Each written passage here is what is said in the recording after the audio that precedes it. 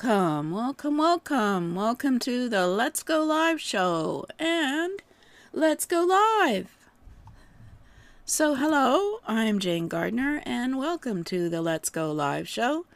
We're on season 3. We are going to be talking about broadcasting software for this season. As previous seasons, we've already looked at setting up your studio and why to do live streaming and how to do live streaming. And of course, these are going to be some of the software you can use to live stream as well as broadcast, which seems a bit different, but a broadcast, let's just say it's recorded video as well as live streaming video. So let's go and get started. This is a quick overview of Open Broadcast Source, Studio. Open OBS Studio. Look it up, search, you'll find it. It is a free broadcasting software that is sponsored and is open source, so that license is not specific to one platform. So let's go to the presentation and have a look at the broadcasting software.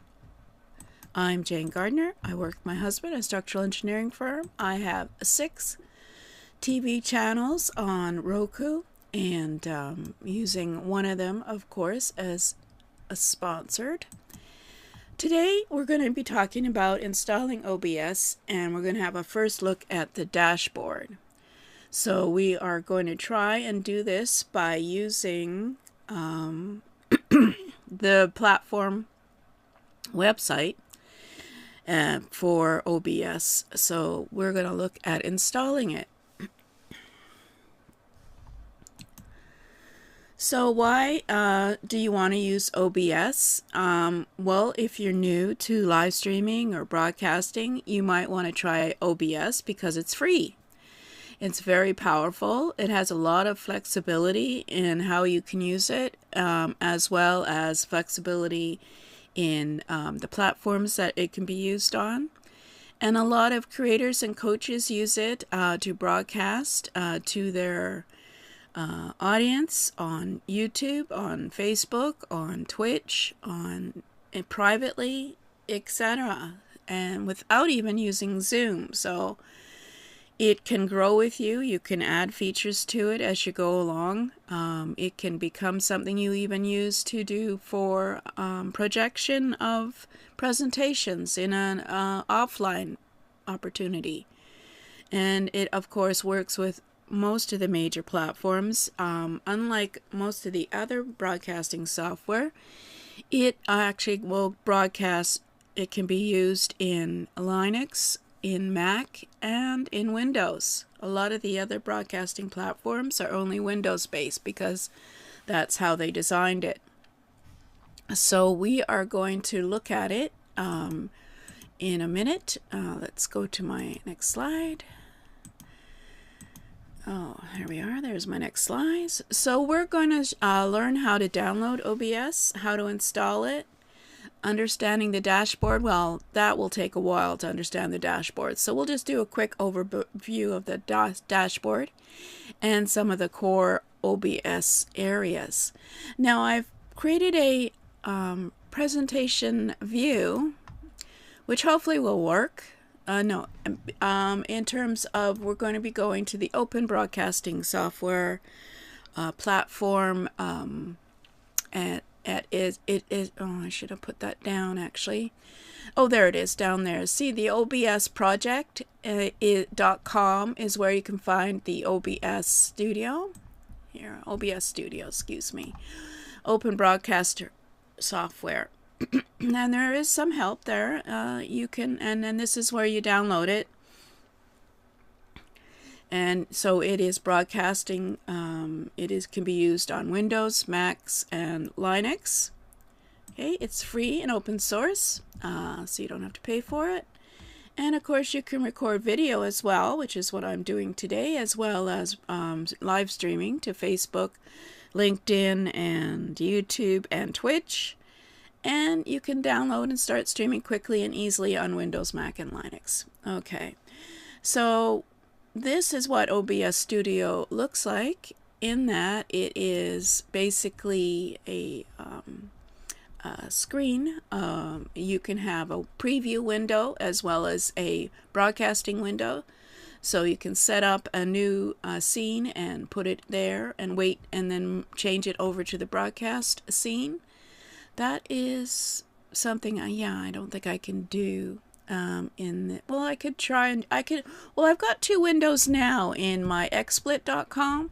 So this is my presentation on the right, my slides, and then on the left is live in the browser of OBS Studio. So let's change the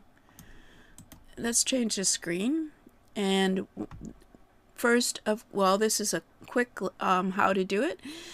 So you go visit OBS project.com, and then you pick, I believe here, yes, those are live windows, and it will go to the it automatically downloaded OBS Studio installer.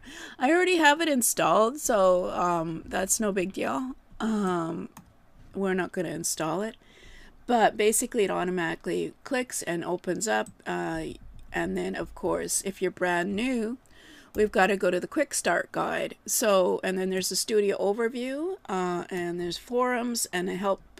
But of course, the help is run by volunteers, so it's not always quick to answer. So let's go to the quick start guide and see what we've got here. I've already done this in my setting up my studio thing, but there's a very good table of contents. So first off, of course, you click on the auto configuration wizard, and it will optimize OBS Studio for your needs and what you want and your resources. It'll tell you if you've got enough network resources to run it. And then, of course, you want to then add sources to your scenes. So once you've opened it up, you want to add sources to your scenes, and we'll be talking about scenes in the next episode. I might actually use OBS to do my broadcasting, so well, I'm not sure if that will work to have a scene. Well, it might work, so we'll see. I'll test it out later. But when you start with OBS Studios, you start with a blank scene by default. So you can add all kinds of sources. You can show images, text, video, webcam, gameplay, desktop, and importantly, of course, is the sources doc, which adds a source. And we'll be talking about that more and do a demo of it next time. But basically, you add sources to your scene, and then you set up your audio, right? So you have to make sure that it's capturing the right desktop audio and microphone. For example, I've got the USB microphone in my computer, so make sure it's picked that one rather than your webcam audio. And look at the volume at the bottom of the studio window. And if they're not moving, then you've obviously got the wrong choice for your audio. And then you test your settings that you want in the output, and then click start recording or start streaming on the controls dock. So as you can see, that's fairly simple. And once you're satisfied, you can go on to creating great content. There's no step 5. Well, of course, there are there are other things to do. You can do, for example, to customize it for doing a game streaming. There's more layout streaming ideas there, because of course you want your chat box and you want your BRB screen, whatever that is, available. So there are a few tutorials, but obviously they want you to think it's fairly simple. And so always use OBS Project, of course, to get your software. So So basically, open the installer, it installs it. If you double click it, you follow the steps, you accept the defaults, and then you launch OBS. Simple, simple. And then we're going to have a look at the dashboard overview. So let's see if we can find, oops, sorry, I'm going to have to go backwards and see if we can find a dashboard overview. They have a pretty good table of contents, quick start. So this is just one of the settings panels and dashboards. So let's go back down. These are all over. These are all the settings. So I should have probably not gone in this section. So let's, sorry about whipping back and forth, but we gotta look for the dashboard overview. Yeah, no, it doesn't look like it. So we'll probably have to go back and look at maybe Game Catcher Setup Guide. It's more likely to show it.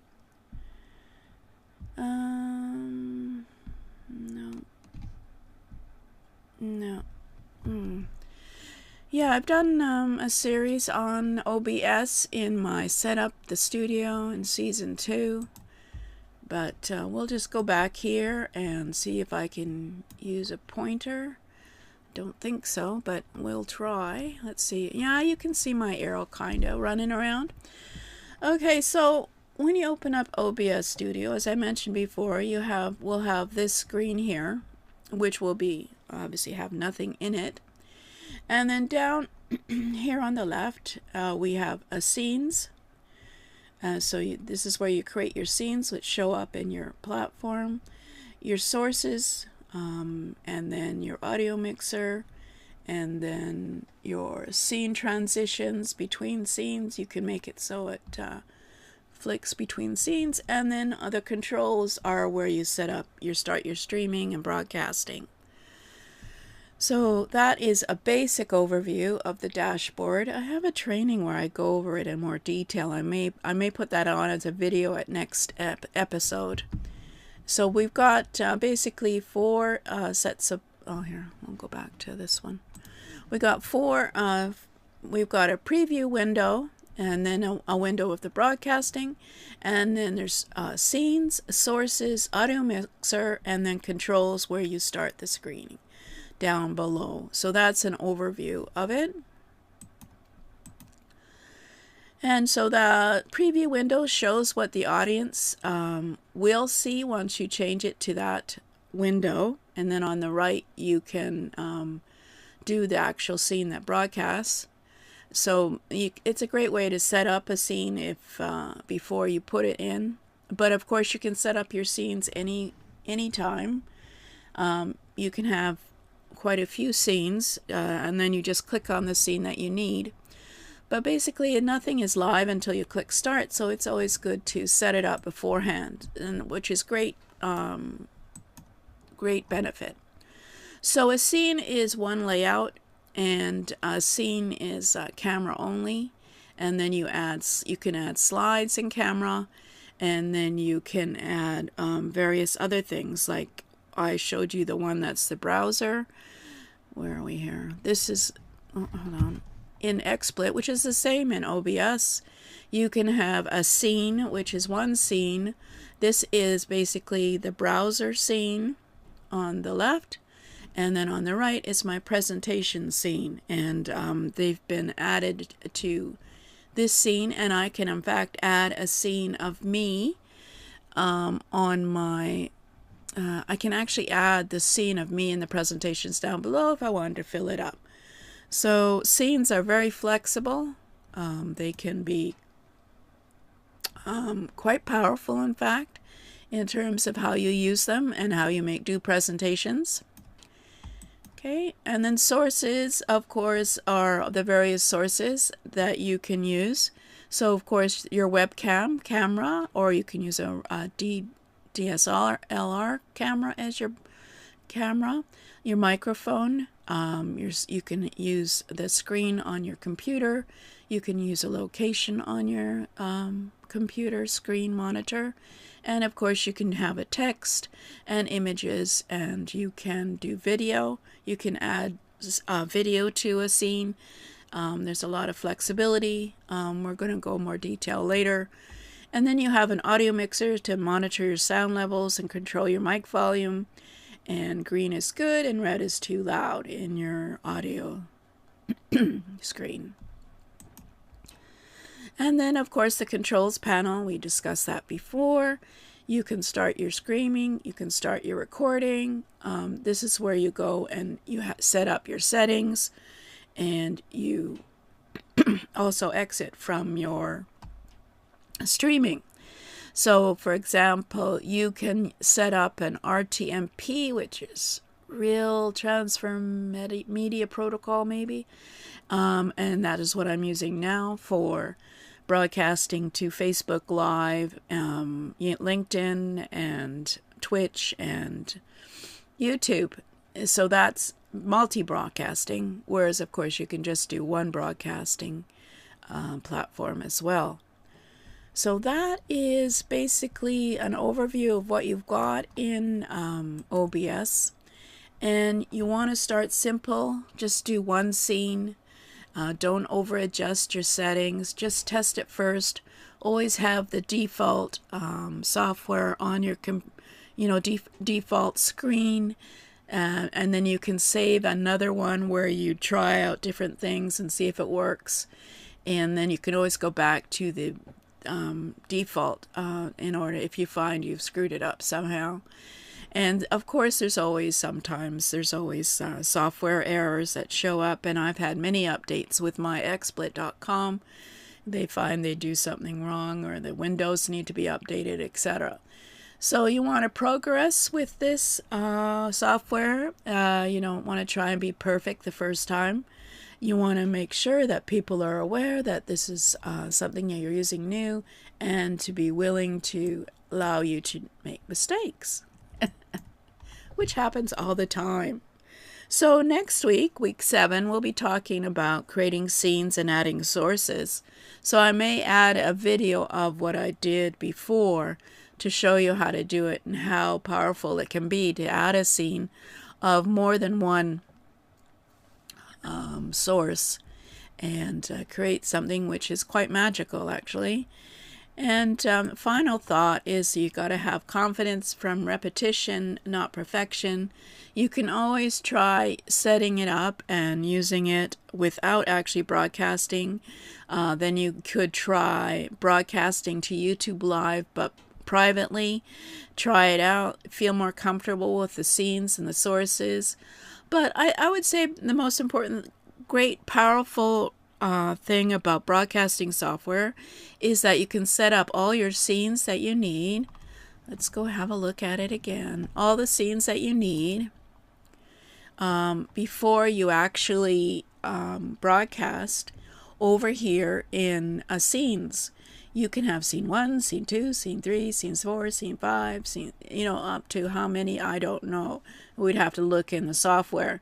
And they could all be different ones. They could be a variation, and all you have to do is click on scene and change the scene, preview it, make sure it's the right one, then make it live, and you would be zipping around like a powerful studio in a $10,000 recording studio, as I like to say. So OBS Studio is a free open source software that we're going to look at, and for a few days, and then go on to the other ones. And you'll probably find that you like OBS, even though it looks intimidating, once you figure out how it's built. And we right now just have the live streaming software comparison guide at jane-gardner.com, LVGUIDE. But next week we should have a quick start for the OBS that you can download instead as we do these episodes. So the next episode is going to be scenes and how to set up and the various sources. So we also, of course, have our 7 steps to produce your first show. If you haven't gotten that yet, and checklists, etc., you can go on to my list and jane-gardner.com/LIVE and get those to start your own live streaming. So there we go. That is OBS, and it's actually very powerful. It can look very intimidating when you start out, and that's why they have a guide and they tell you to practice and test it. You don't have to go live just for it to work. You can try it without even And you can have it, well, I have it sitting on my computer, and instead of XSplit, I could use OBS.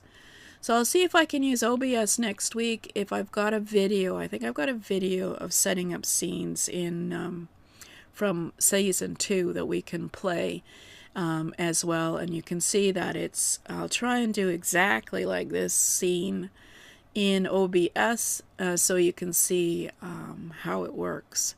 Because unfortunately, if you take the, if you go and capture the scene from your monitor, when it's live, it makes that, they do replicates down and down, so you can't see anything. So it's best to make a video recording.